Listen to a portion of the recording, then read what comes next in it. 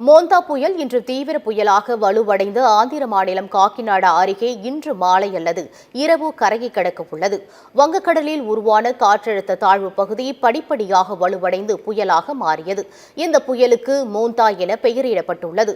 இந்த புயல் இன்று மேலும் வலுவடைந்து தீவிர புயலாக ஆந்திர மாநிலம் மசூலிப்பட்டினம் கலிங்கப்பட்டினம் இடையே இன்று மாலை அல்லது இரவு கரையை கடக்கும் என இந்திய வானிலை மையம் தெரிவித்துள்ளது.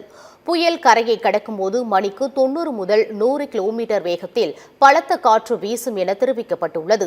இடையிடையே 110 கிலோமீட்டர் வேகத்திலும் சூறைக்காற்று வீசக்கூடும் என வானிலை மையம் எச்சரித்துள்ளது. மோந்தா புயல் காரணமாக திருவள்ளூர் மாவட்டத்திற்கு இன்று மிக கனமழை எச்சரிக்கை விடுக்கப்பட்டுள்ளது.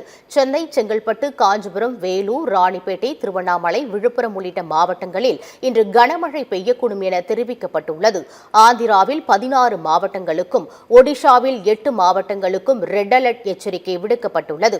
மேலும் புயல் காரணமாக ஒடிஷாவில் சில இடங்களில் நிலச்சரிவு அபாயம் உள்ளதாக தெரிவிக்கப்பட்டுள்ளது. புயல் ஆந்திராவை நோக்கி நகர்ந்து வரும் நிலையில் அம்மாநிலத்தில் முன்னெச்சரிக்கை நடவடிக்கைகள் தீவிரப்படுத்தப்பட்டுள்ளன.